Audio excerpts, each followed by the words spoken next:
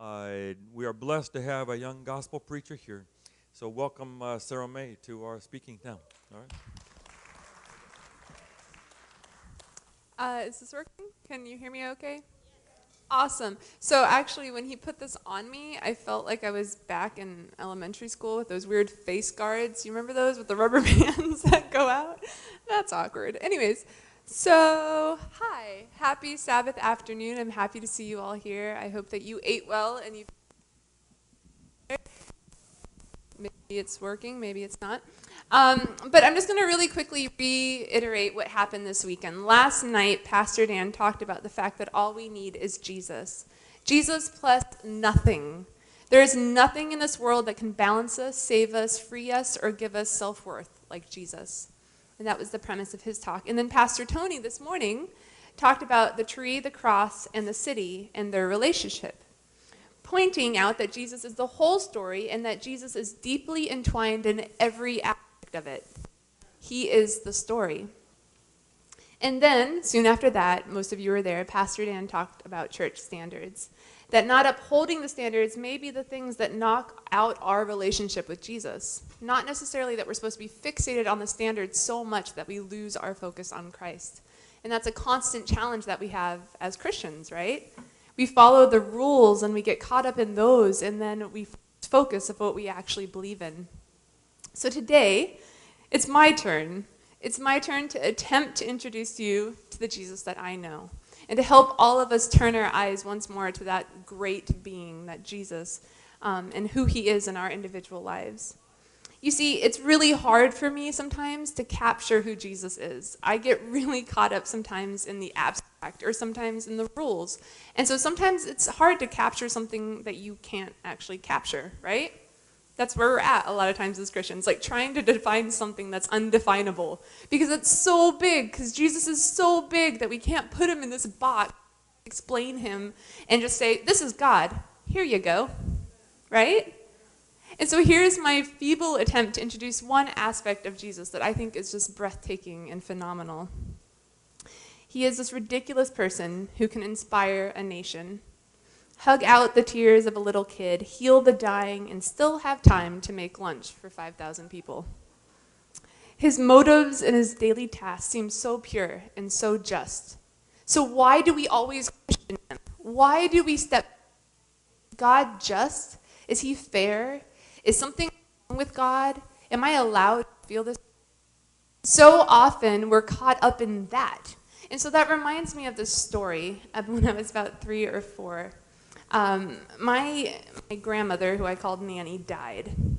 And I was so sad, but I don't really think I understood the concept of death.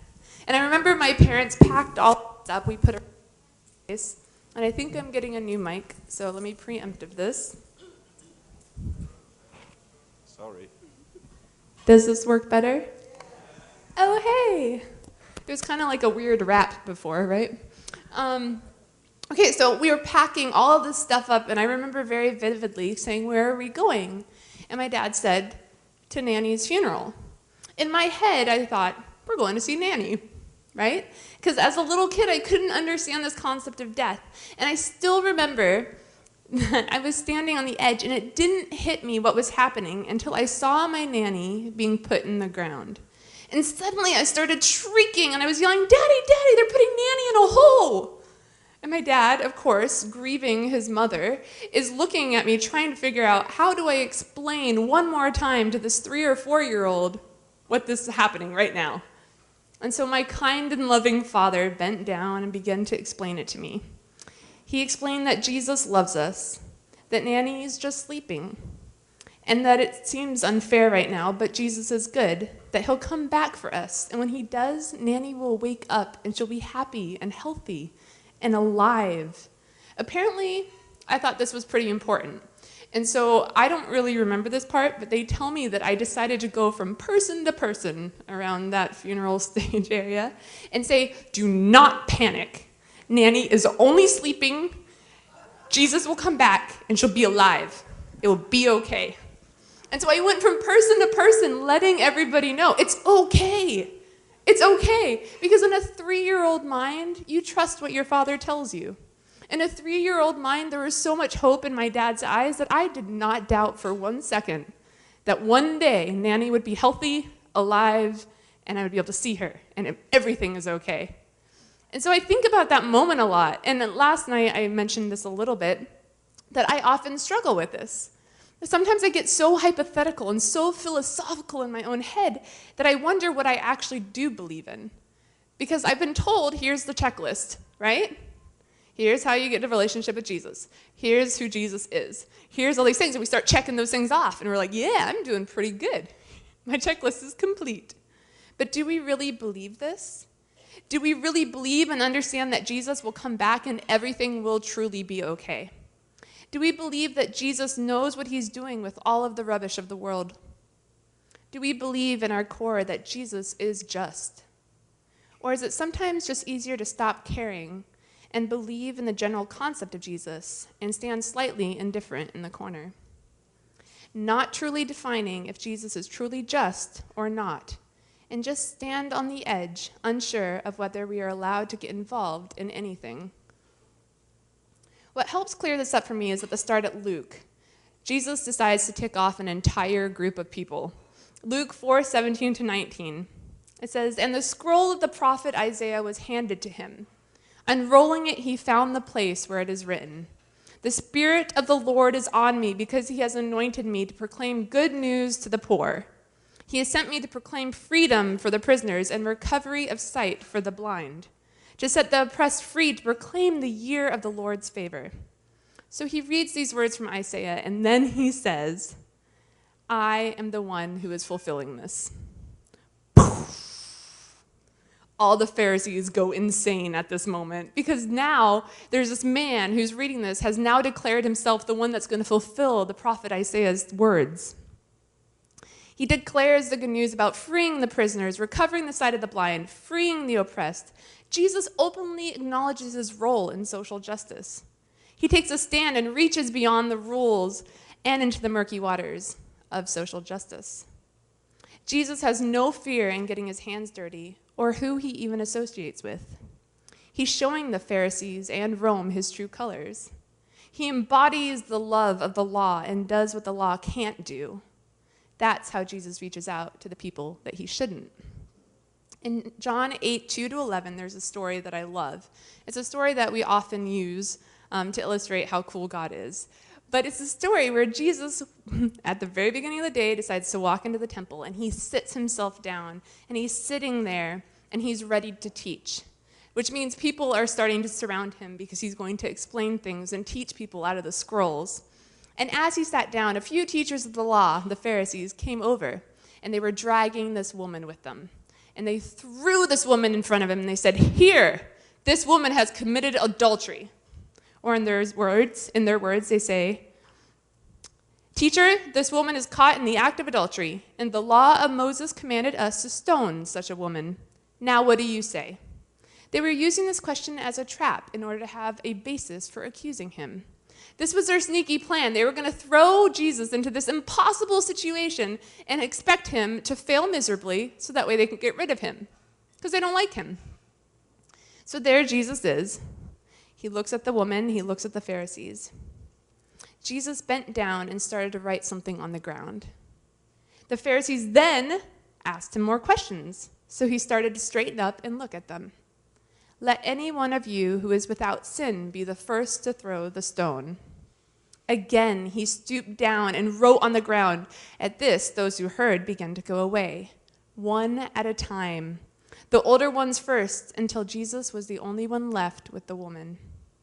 Jesus straightened up and asked her, "Woman, where are they? Has no one condemned you?" "No one, sir," she said. "Then neither do I condemn you," Jesus declared. "Go now and leave your life of sin." This is a story that so often we pass over. It's a story like, yay, Jesus loved this person, right? We say that. But the thing is that there's so much more to this story, and I'm not going to take time to point out the obvious. What I do want to talk about is that this story shows me that there is a restoration in justice. Because when Jesus defines justice, it is a restorative type of justice, not just the justice that we like to talk about getting in trouble for. This is the justice that restores and revives and brings life, not justice that demeans or puts people down, justice that empowers and raises people up. Jesus not only defends the broken, but calls out those that are oppressing the broken. Through justice, he restores the once fragmented pieces and gives hope and grace. And when I read the story, I realize that there's no really good person in the story besides Jesus. You see, the Pharisees brought this woman who was caught in adultery. So obviously she's guilty, right? She was caught. But these Pharisees are coming to trap someone else. They don't really care about the woman. And so they're coming in at a lose-lose situation, which I mentioned before. They're dragging this woman in front of Jesus, and they're saying, Jesus, what do you do with this? Now, according to law, both people that committed adultery were supposed to be there, right? You cannot put someone away for just one half of the problem. So right then and there's a problem afoot, because if Jesus says she's guilty, then they'll run off and say, oh, well, Jesus condemned someone unfairly. But if Jesus doesn't condemn this person, then he's caught in it again, because he's now not upholding the law. And this is a constant thing that the Pharisees are doing. They're putting Jesus in these trick situations, but somehow Jesus always finds the perfect way to handle the situations. He challenges the accusers to see true justice in that we are all undeserving, while reaching down to this woman that is just as broken and just as guilty as the accusers. Yet probably everyone in the story was hoping that their moral blindness would not be called out. Today, we're talking about just Jesus. Now, obviously, do you get it? Just Jesus. Wordplay. It is just Jesus, but also Jesus is just. And these are the two things that we always talk about, is how is God actually fair? How is Jesus just? And then at other times, we forget that it is really just all about Jesus. I know I probably just confused everybody in the room, but I know that you have heard my heart on this several times. There's an undertone that I keep going throughout my life, and it's the act of getting involved as a community. I'm not saying that we all have to be out there picketing for something or fighting for something, way out there. But my point is that Jesus was not opposed to getting involved in a community and loving people where they're at. We are not called to look down upon people. We are called to meet people and lift them up. And that's the challenge that we constantly face. And from the very start, Deuteronomy challenges us to seek justice. Deuteronomy 16:20, justice and only justice you shall pursue, that you may live and possess the land which the Lord your God is giving you. There's hope in justice. God is calling us to have justice so that way we have this hope in the future. When I hear the words Jesus and justice together, I used to think of discipline and sometimes unfairness, because that is the type of justice that we understand. So, instead of me trying to define this with a dictionary, let me define justice for the sake of this talk as this. And I put it up on the screen because it's kind of confusing. If truth is what is, and justice is what ought to be, and Jesus coming to earth was to restore how the world ought to be, then that is justice. Jesus is justice. Truth and justice then become lenses for perceiving quality. Truth and justice then also become lenses for perceiving reality. Jesus is justice in human form. He shows passion when everyone else has fallen into indifference. And throughout the New Testament, there's story after story after story about Jesus reaching into those broken homes, into the poverty-stricken minds and lives of people, and healing people that should not even be touched or allowed into society. That is Jesus. He has passion and energy for things that are wrong. He takes time to right the wrongs. And he is the best example that we could ever have for someone living uprightly. His heart and passion know no bounds. He is so filled with love and truth that we can't even begin to understand him. And this goes back to the conflict I always have of trying to put God into this box, this tiny little space. How can we fathom someone who has this much love and authenticity to give to people? Yet, we're called to know Jesus. And we must not mistakenly assume that we know God because we learn about him or have read a book about him. To truly know someone, we must spend time with them, as you well know, getting to know them. Jesus is no different. Everything we believe as Christians is based on our understanding of Jesus, and Jesus is the one that set the example of how to love people and what the greatest commandments are. And those greatest commandments are what? Love God, love each other, right? The greatest commandment. That's what we're called to do, is just love God and love each other, and that's all we have to do. And I find that phenomenal that he would even break it down so simply just to give us that little nudge in the right direction, so we have one step up, so that we have one more hope to get closer. Bonhoeffer points out that there is a connection between justice and our ability to know God, and that to me is a fascinating concept. I'm reading this book by Ken Witzma. It's called Pursuing Justice. I'm really only on chapter like 3 or 4, so maybe the rest of the book isn't so good, but the beginning is really good. And in the beginning, there's this thing that helps me clarify my understanding of God. And it was fascinating to me because they put it in the words that my mind completely comprehends. So, it talks about a distinction between static and dynamic art. As most of you know, I was an art major, so anything that has to do with art, I get very excited about. So we're talking about static and dynamic art. This is the difference between knowing about someone and knowledge that comes from being in a relationship. So as most of you know, a painting is which one? Static, right? Because it's not moving necessarily. Chances are you weren't there when it was being painted. So when you see it, you're just like, whoa, that's a beautiful painting, right? And you can stand there all day long as if you're an artistic person and stare and ponder what the meaning behind it is, right? So you'll come up with all these ridiculous things that may or may not be true, but to you they are life and they're amazing. And you can dream about who the artist is, what they meant by it, what their emotions were, why they did this. And you can continue to hypothesize about what is going on here. Then, there's another kind of art. Picture this: an orchestra, a conductor, a choir, all together. Slowly, the conductor starts conducting, right? Instruments start coming in. Suddenly, it starts growing, becoming more and more beautiful and more magical because it's an experience. Together, they are working together to create this art. This is a dynamic art. It's a collaborative effort. It's growing. It's not just static, sitting there. But mind you, there's beauty in both. There's beauty in the looking at it and thinking about who this person can be. And there's also beauty in experiencing who that person is. And that's the beauty of it. Both arts are amazing, but one of them you get to participate with the artist. Jesus isn't real until we take him off the felt board and we allow him to become 3D. We are called as Christians to not only know about Jesus, but to interact with Jesus. We are reminded what is good for us. Micah 6:8 says, "He has shown you, O mortal, what is good. And what does the Lord require of you? To act justly and to love mercy and to walk humbly with your God." He has called us to walk with God, to love mercy and to act justly. Jesus lives out this command day by day. He even spent some time rebuking the Pharisees for their hypocrisy and disregard for justice, because it was a sign of their disregard for God. Luke 11:42 says, "Woe to you, Pharisees, because you give God a tenth of your mint, rue, and all the other kinds of garden herbs, but you neglect justice and the love of God. You should have practiced the latter without leaving the former undone." It's funny how we can justify ourselves by feeling like we have done our part because we followed the guidelines exactly. However, we are called as Christians to something higher, and that's to love God and to do justly.